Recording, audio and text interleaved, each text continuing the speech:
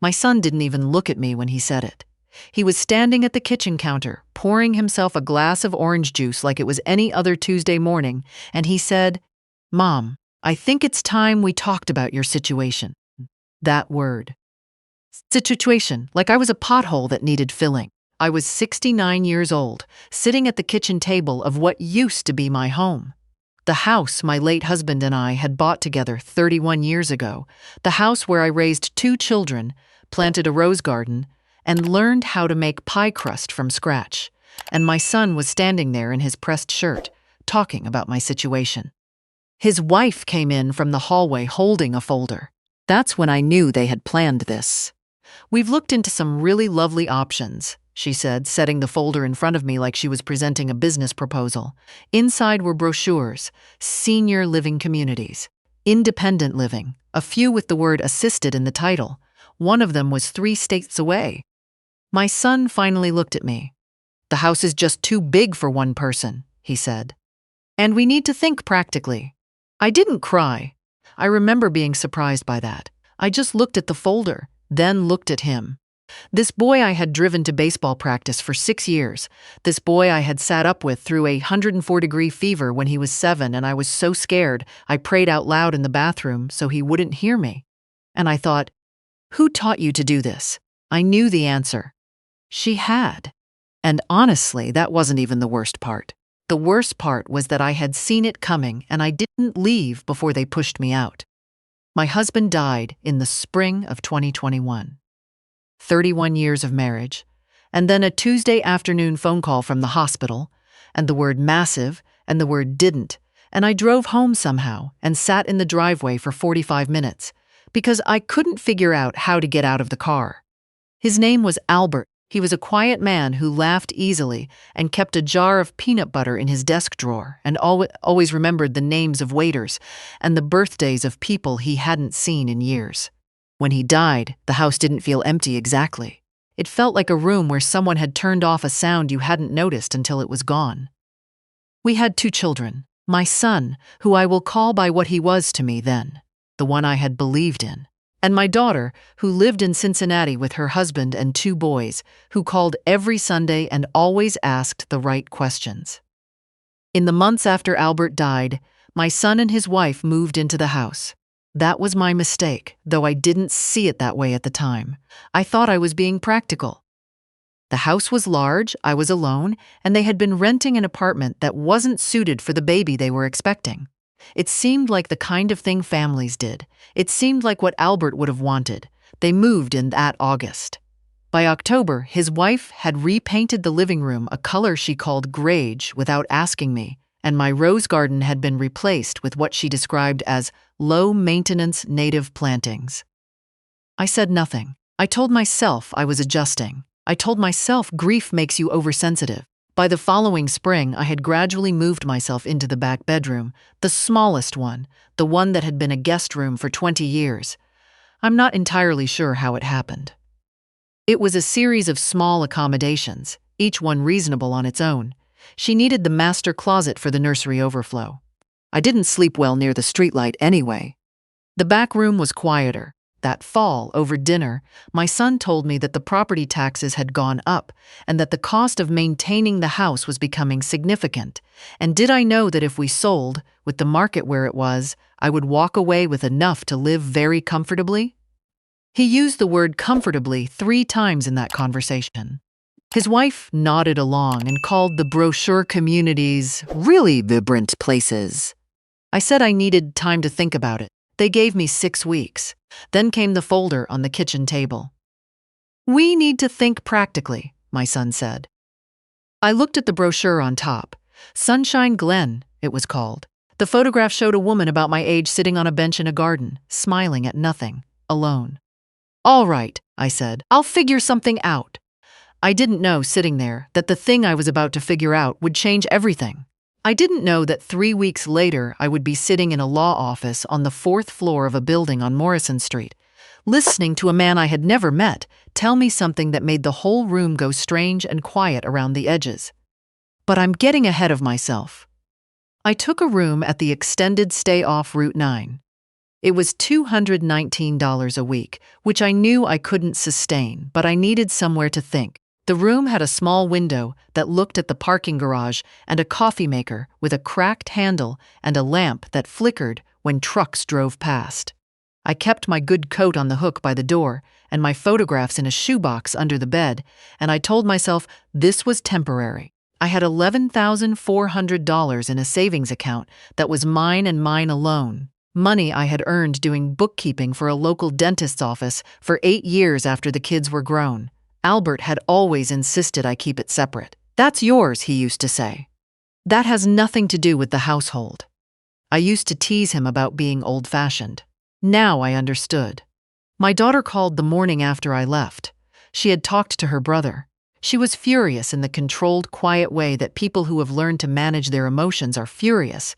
Slow sentences, careful words, a tightness beneath everything. "Mom, come here," she said. "Come to Cincinnati, stay with us. You have a full house," I said. Her boys were 9 and 11. Her husband traveled for work 3 weeks out of 4. "I don't care. Come."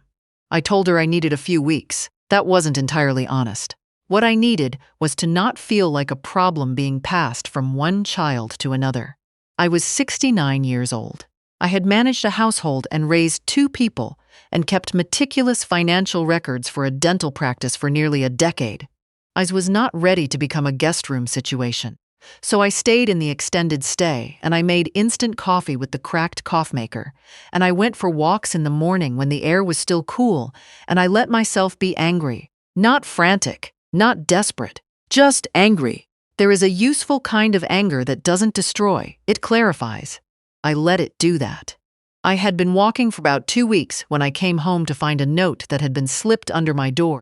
It was on cream-colored paper, folded once, and at the top was the name of a law firm, Aldersgate and Moss, Estate and Probate Law.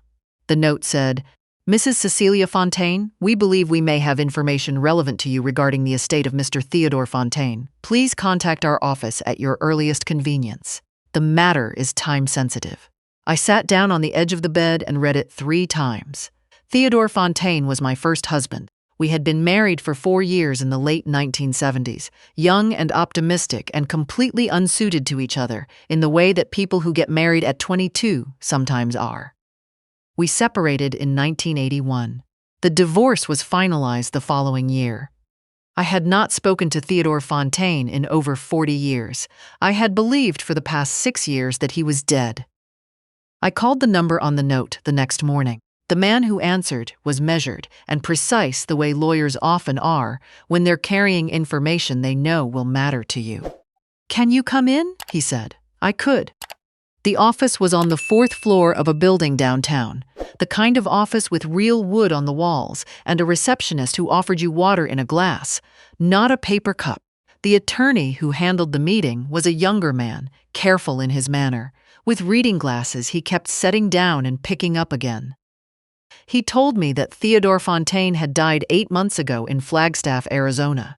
He had been living there for the past 22 years, quietly, with no immediate family. He had never remarried. He had built up a small but significant amount of wealth over the decades. A regional supply company he had started in the 90s, sold, reinvested, managed carefully. The estate was valued at just under $4 million. He had left it to me. The room went very quiet. Not silent exactly. I could still hear traffic from the street and the faint sound of the air conditioning, but everything had that particular quality of silence that happens when something significant has just been said and your brain is still catching up to your ears. "I'm sorry," I said. "I haven't spoken to Theodore in 40 years. "We're aware," the attorney said. He slid a document across the desk. It was a letter, handwritten, which had been attached to the formal will. "He left this to be given to you directly." I picked it up. Theodore's handwriting was the same as I remembered it, slightly cramped, slant right, the T's crossed high. It took me a moment to be able to read it. He wrote that he had thought about me, off and on, for 40 years, not in a romantic way. He was careful to say that clearly. He wrote that he believed he had treated me badly when we were young, that he had been selfish and unreliable and had let our marriage fall apart rather than do the work of saving it, and that he had carried that knowledge around longer than I could probably imagine. He wrote that he had no children, no siblings, no one whose claim felt more natural than mine. He wrote that he hoped I was well. He wrote that he hoped I had been happy. "There is a condition," the attorney said gently. There it was. I had been waiting for the shape of this to become fully visible. The condition was this: the estate would pass to me in full, but first, I was required to appear at a probate hearing in Flagstaff to confirm my identity and my standing as the named beneficiary. Theodore's former business partner, a man who had been edged out of the company before the sale, years ago, had filed a competing claim on the estate, arguing that the will was improperly executed. The hearing was in 53 days. "Is his claim strong?" I asked. The attorney removed his glasses and set them on the desk. "His is not strong," he said, "but he has retained aggressive representation. He will try to establish that the will was signed under duress or diminished capacity. We have documentation that counters this, but you will need to be present. You will need to be prepared." I folded Theodore's letter carefully and put it in my bag. "What do I need to do?" I said. I called my daughter that evening. I told her everything. There was a silence on the line, and then she said, "Mom," with so much in the word that I had to sit down. "Don't tell your brother yet," I said. "I wasn't going to," she said. She drove up the following weekend. She brought the boys and a bag of groceries, and she sat with me in the extended stay room, the two of us on the bed, because there was only one chair, and we went through everything the attorney had sent over. My daughter had worked in hospital administration for 12 years. She understood documentation. She understood what to look for. "This is real," she said, after an hour. "I know," I said. "You're going to be okay, Mom." "I know that too," I said. I knew it before this. I think I meant it. The anger had done its work. But having my daughter there, watching her read through documents with her reading glasses on and her coffee going cold because she forgot to drink it when she was concentrating, that made it easier to me. The person who made things complicated was Theodore's former business partner.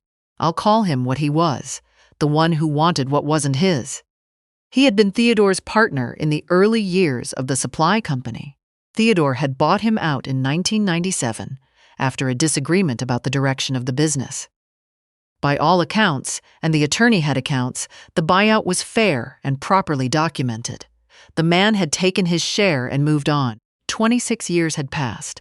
Now, 8 months after Theodore's death, he had hired an attorney in Phoenix and filed a claim arguing that Theodore had been mentally compromised in his final years, and that the will naming me beneficiary was the product of undue influence. Undue influence. From a woman he hadn't seen in 4 decades. The argument was so thin it was almost transparent. But thin arguments, pursued aggressively, can still cause damage.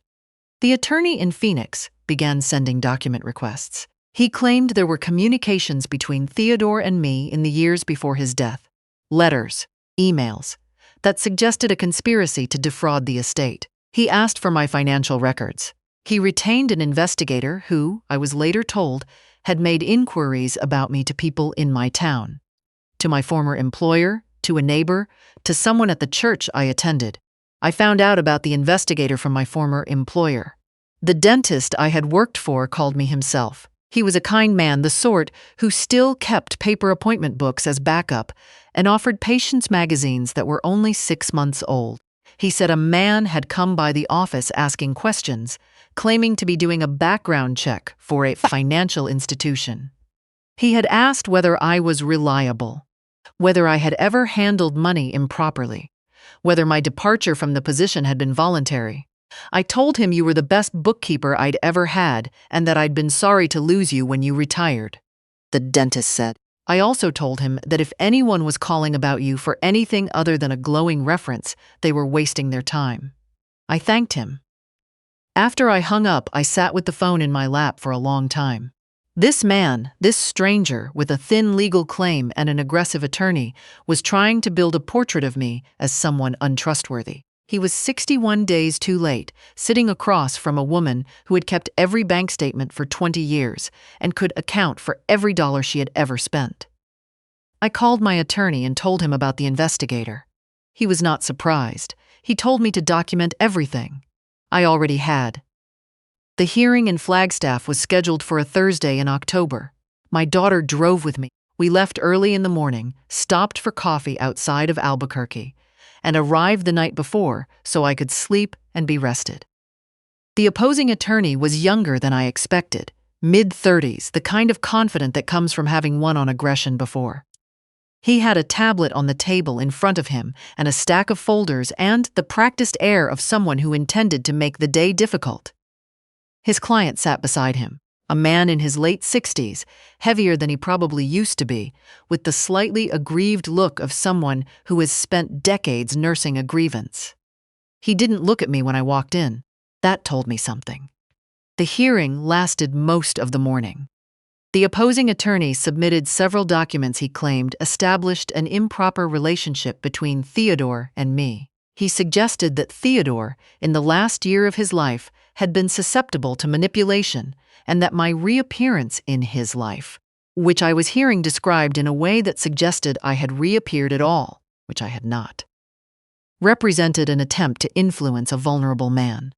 My attorney presented the medical records showing Theodore had been evaluated twice in his final 3 years and found to be fully competent. He presented the testimony of Theodore's personal attorney in Flagstaff, who had known him for 15 years, and stated clearly that the will had been executed with full deliberateness, reviewed twice, and that Theodore had specifically and repeatedly confirmed the bequest to me. He presented the documentation of the 1997 buyout and the absence of any legitimate outstanding claim from the opposing party. Then the opposing attorney introduced what he described as a letter, a printed email. He said, sent from my address to Theodore's, 11 months before his death, in which I allegedly encouraged him to make sure the arrangement was finalized before anything changed. The room was quiet. My attorney looked at me. I leaned over and said quietly, I have never sent Theodore Fontaine an email in my life. I didn't have his contact information. I have never had his contact information. My attorney stood up. He asked for the metadata on the email, the full header, the routing information, the server logs that would verify origin. The opposing attorney's confidence flickered. Just slightly. Just enough. The email had not originated from my address. The server logs, when the probate judge ordered them produced, showed it had been created using a service designed to spoof email origins. The address was similar to mine but not identical, one letter transposed. The kind of difference you don't notice if you're reading fast. The probate judge was a woman in her 60s with short gray hair and reading glasses on a chain. She looked at the logs for a long time. Then she looked at the opposing attorney. What she said, I will not forget. She said, Counselor, I want to be very precise with you about what I'm looking at. She was precise. She was thorough. The claim was dismissed. I stood outside the building afterward in the October sun, which in Flagstaff has a particular quality, thinner than you expect, brighter, the light different at altitude. My daughter stood beside me. She was holding my arm, not because I needed steadying, but because that's who she is. It's done, she said. It's done, I said. I thought about Albert. I thought about the house with the rose garden and the 31 years and the Tuesday afternoon phone call. I thought about the small room in the extended stay and the cracked cough maker and the lamp that flickered when trucks went past. I thought about my son standing at the kitchen counter, not looking at me, talking about my situation. I didn't feel triumphs exactly. I felt something quieter than that, like the sound coming back into a room. The estate settled in January. I won't state the exact figure. The attorney advised against it, and there were tax considerations. But it was enough, more than enough, more than I had allowed myself to imagine when I was sitting in that parking lot in the early autumn, trying to figure out how long $11,000 could last. The first thing I did was call my daughter. I asked what her boys needed. She said nothing. They were fine. Don't be ridiculous. I asked again. She told me about the older one wanting to do a summer program in marine biology that she hadn't been able to justify the cost of. I wrote the check that afternoon. Then I started looking for a house. I found one in March, a small craftsman in a town about 40 minutes from my daughter's. 2 bedrooms, A yard with mature trees, a porch that ran the full length of the front. The kitchen had been updated, but kept its original cabinets, painted white with the old glass hardware. I stood in the kitchen on the day I toured it, and I put my hand on the counter and I thought, yes, I put in an offer that evening. It was accepted the next morning. My son called in February, after word had gotten out in the way that it does in family. He called and said he thought we should talk, that he hoped there were no hard feelings, that it had been a difficult time for everyone. He used the word everyone. He asked if I was doing all right.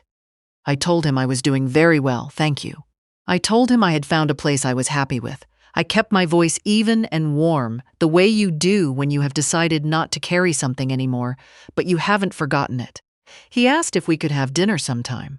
Of course, I said. I'll be in touch. I have not been in touch. Not yet. I'm not sure when I will be. There is a difference between forgiving someone and pretending the thing didn't happen. And I'm still working out exactly where that line is for me. His wife has not called. I've been in the house for 7 months now. The roses I planted in May have done better than I expected. 3 of them bloomed twice this summer, which the woman at the garden center said was a good sign for how they'll come back next year. I have a neighbor 2 doors down, a retired school teacher, and we walk together on Tuesday and Thursday mornings. She is excellent company, the kind of person who notices things and says what she thinks. I still do a little bookkeeping. Not for money, really. For a community nonprofit that runs an after-school tutoring program. They needed someone who understood numbers, and I needed something that reminded me I was useful, which I already knew, but it's good to be reminded. Theodore's letter is in the drawer of my nightstand. I've read it several times. It's a strange thing to be the subject of someone's 40-year regret. I am not angry at him for being young and difficult when we were young and difficult together. I never was. I think he knew that, somehow. I think that's part of why he did what he did. The day I got the keys to this house, I drove over by myself. My daughter had offered to come, but I wanted the first hour alone. I unlocked the front door and walked through the empty rooms. The sound of my own footsteps on the hardwood floors, the light coming through windows that faced west, the smell of old wood and new paint and something I couldn't name, which might just have been possibility. I stood in the kitchen with my hand on the counter and I thought about my son saying situation. I thought about the brochure with the woman sitting alone on the bench, smiling at nothing. I opened the window over the sink. The air came in. October air, just turning. The leaves in the yard starting to go gold. Nobody had rescued me. The money had arrived the way certain things arrive. Unexpected, almost improbable, the universe occasionally, and without warning deciding to balance its own books. But I had made the call. I had gathered the documents. I had driven to Flagstaff. I had sat in that room and kept my voice steady while a stranger tried to construct a false version of me for a judge, and I had let the truth do what truth does when you've been careful enough to preserve it. I was 69 years old, and I was standing in my own kitchen with the window open and the October air coming in, and I was not anyone's situation. I put the kettle on.